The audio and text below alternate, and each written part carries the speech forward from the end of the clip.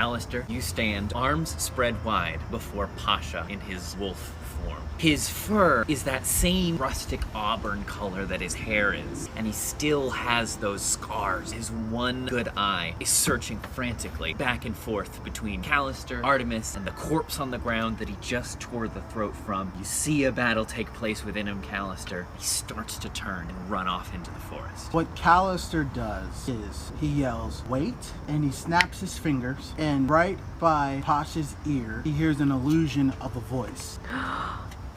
Okay. And what he hears is Winnie. Pasha, wait. These are friends, remember? Pasha, Sasha, Pasha, Artie, Pasha, Drogar, Pasha, Kaz, Pasha, Cal. Wait. Holy shit. Let's see what happens. Yeah. What's that minor illusion? Mm-hmm. You do it in Winnie's voice. Winnie's voice says. Okay.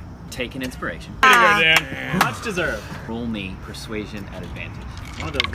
Yep. It's a 23. He turns to run. You cry out to him and you snap your fingers. You see him just freeze. He turns his head back around to you and he starts charging towards you, Callister. His lips roll back and he bares his fangs, barreling fucking towards you as fast as he can. Callister waits. He's right on top of you. You can feel his hot breath on your skin, but then his claws dig into the earth, scraping deep gashes in the forest floor, and he just comes to a rest inches from your face. And he opens his maw and he just roars into your face. All the blood is drained from his face. He remembers when he was in a situation like Pasha's, looks him in the one good eye and goes, "I know." He starts like stomping his feet on the ground, chuffing, like lurches towards you a little bit and then backs up and just tears at the earth. Slowly but surely you see the steam start going out of him until finally his shoulders start to slump, his form starts to shrink, and you start to see that reddish fur kind of pour off of him. All the while he's still just pounding at the ground. Until finally, on all fours in front of you is Pasha, and he's still with one fist just smashing it into the ground. Raises his head finally, tears welling up in his one good eye. Is Artie okay? Thanks to you, yeah. I came out here to make sure Artie's okay, and I came out here to make sure you're okay. Are you okay? No! Me neither. What happens now? If you want, me and you can make sure Artie gets somewhere safe for the night. We rest, then we can all decide together what we want to do in the morning. Okay. Why don't we find a place to hide Artie? Okay. All right? Can I help?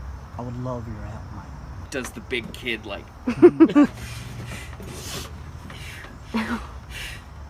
Okay, I'm ready. Goes over to the body of the werewolf. Now I'm back in human form. Yeah. It's a man. He looks like maybe in his late 40s. A scraggly beard. His face is just sort of locked in like a expression of just like shock. But Callister goes over to the body, and he's thinking of the little boy up in the tree who tore that throat out. He puts his hand out, and it starts shaking a bit, and he murmurs a name. He says, "For true ale." And miles away, 6 hours on foot, you hear a tree start to creak as a dagger twists and turns, pulls itself out of the tree, and in a line of light makes its way through the woods back to Callister and ends up in his hand. And he goes to start to do a rite for this sad dead man, and he stops himself and drops the blade instead. And instead of hitting the floor, it comes back up. Callister says to this blade, "We're not disposable. What happens to flesh and blood when bones break, that has a cost. And I swear on every note, every song ever sang to Apollo, if something happens to Artemis or Winnie or Drogar, Callister, Pasha, and you don't lift a hand to aid, or whatever your equivalent is, I'll never do another ride again. I'll never pick you back up." And what does it do? Give me persuasion or intimidation. Oh shit.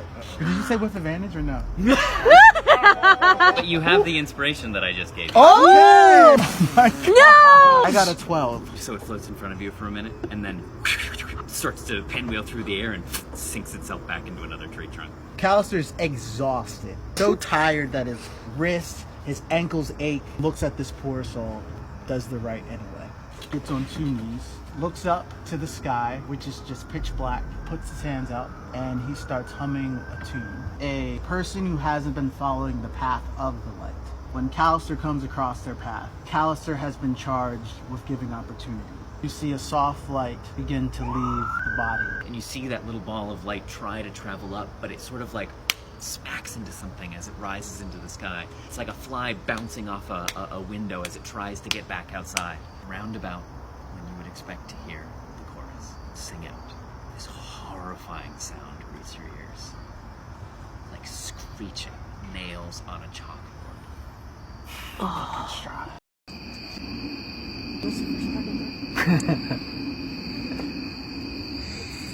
I got it.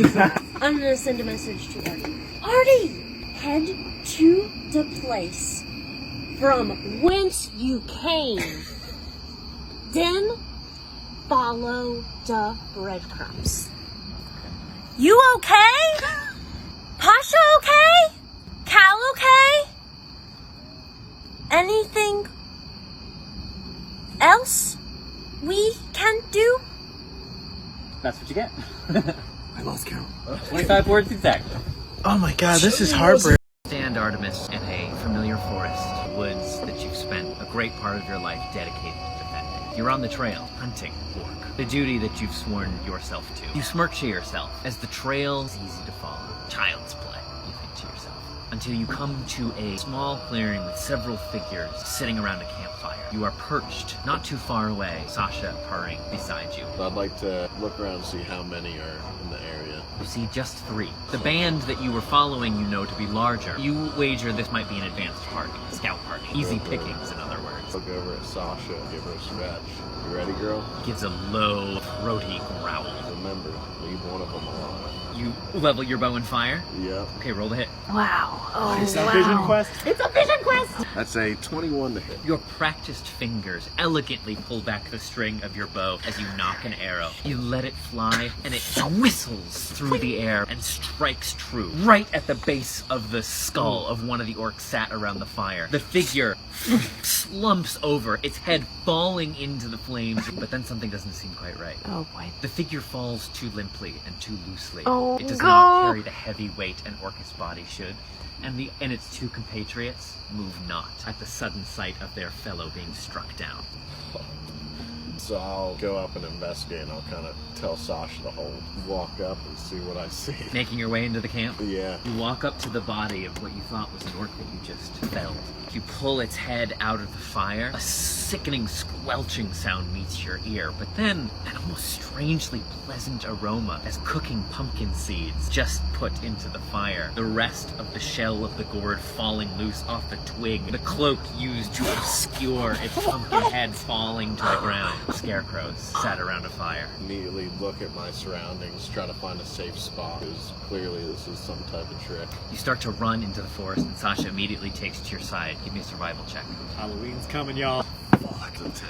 You run through the forest, scouring the forest around you for a means of escape. You catch sight of a vine, which would make for a suitable rope to pull yourself up to the safety of the treetops. You go to grab hold of it, but suddenly the vine begins undulating, whips around, sparing fangs, lances forward, and you fall through inky blackness until finally you stand on a hilltop, and in the distance you see a village. Smoke coats the inside of your nose as the flames from this village you have sought to protect glance up towards the sky. You see orcs running through the streets, killing defenseless villagers. You look down in abject horror until you feel a hand on your shoulder. You turn your head. I hate this guy. Pulls the hood back. Strahd von Zarovich. Fucking hate this guy. You've done just as I instruct. And you awake.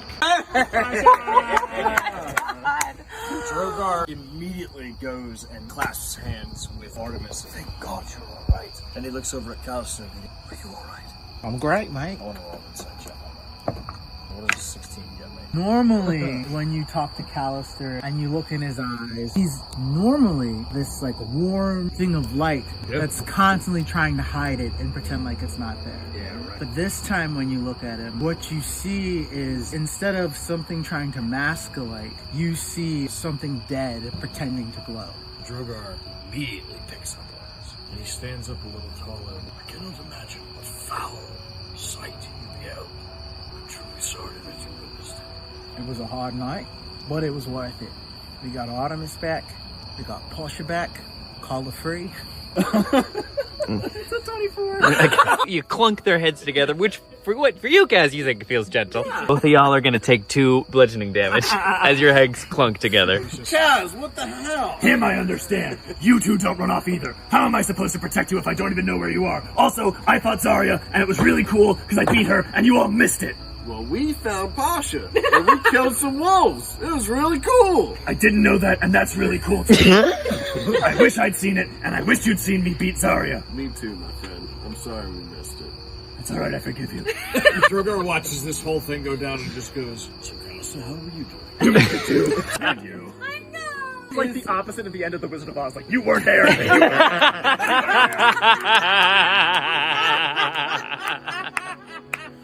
Callister has been like trying to keep it together, and you start yelling, and Callister goes, "All right, mate. Artemis almost fucking died. All right. I'm glad you got your fight in. I'm glad it was cool. I'm glad you're okay, and I'm glad these berserkers didn't kill you. But I had to make sure Artie was okay. And I'm glad the wolves didn't kill you. It was a little bit about the fight, but it was mostly about you guys being okay. Well, then I guess we're both glad. I think we are. Wonderful. I love it." I love you. And then And she gives him a big bear.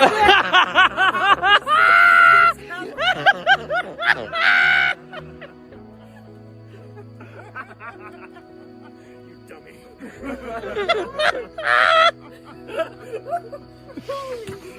He looks at you, Winnie, and he walks over, and he goes to reach out a hand, and then he stops himself, and he just kind of looks at you. He's just like kind of frozen in place, extending a hand. He kind of just looks at you expectantly.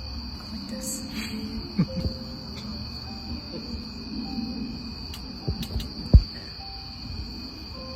I'm gonna reach out and take his hand in the air.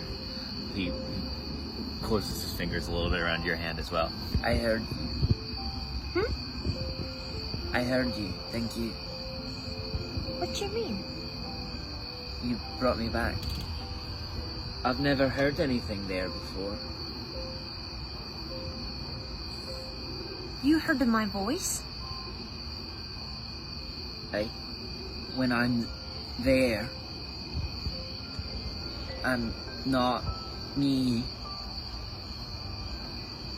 When I'm there, I'm not me. But I heard you. That is really cool. Do you feel like you now? Are you gonna stay for a while? I don't know. Okay. Can I? Yeah. And he kind of looks around at the rest of you too. Can I? I wouldn't have it any other way, mate. You're one of us now, buddy. Don't run off again. Sasha almost fucking ate me. It's not funny, Winnie. I don't know if you remember how big his jaws are when he's not. I had to do. He said he heard your voice. Yeah, he said that. That was me. Like you were doing my voice? I mean, I wasn't doing your voice per se. Like this. He snaps his fingers, and when he hears Drogar. Winnie, my friend, I try to be as forthright as possible and honor the truth. I try not to use this. And sometimes deception is the only option I have left. What did I say?